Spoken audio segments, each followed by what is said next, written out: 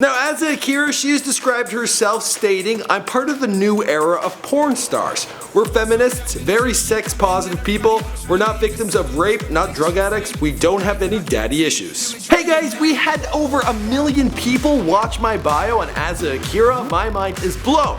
So I decided I would give you guys more information, but I would compile it into a top 5 list. That's actually what I do on my second channel, Most Amazing Top 5.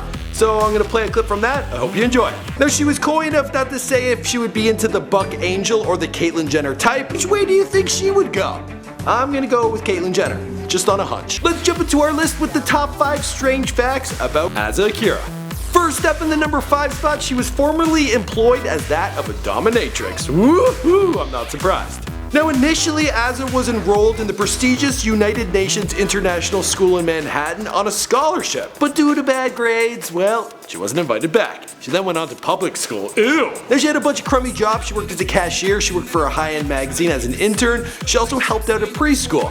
But then someone tapped her on the shoulder being like, "Hey, do you want to get into the adult industry?" And she was like, "Oh yeah." That's when she started her work as a dominatrix at the Nutcracker Suite on 33rd Street. She did this for a little while, but then she got hooked up at Larry Flint's Hustler Club, and she went from making $600 as a dominatrix to $6,000 as a stripper, and a little bit of an escort. She did that as well. Moving on to the number 4 spot, she loves her fans, but she won't make love to them. Asa relishes in the moment of having her fans approach her. She admits that she's into the whole attention whore thing, but she's never given her phone number to a fan.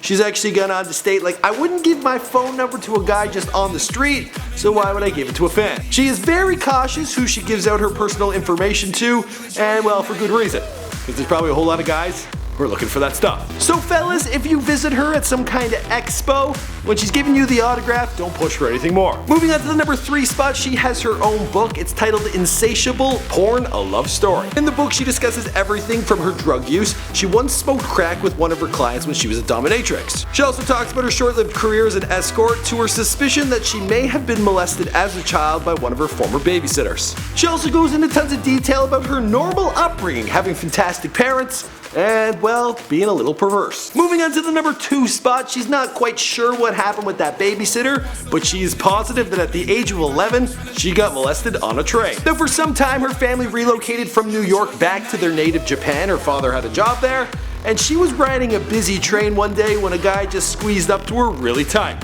looked her in the eye, and then did something with his hands. She got off the train immediately. She was totally spooked out by the whole situation, but it's kind of funny, this whole train thing, this is really popular in Japan, and she has reenacted these kind of scenes later on in her career. Be sure to head on over to Most Amazing Top 5, guys, because we pump out videos every day of the week, and I also get some help from Azzy and another girl by the name of Amber. So it's a whole lot of fun. I hope to see you guys over there, and be sure to let me know who you want to see future top 5s on, or what about. Alright, see you guys in another video. Oh yeah, and if you don't want to go over there, but you want to know what number 1 was, well, she fantasizes about getting with a transsexual. Now I told ya.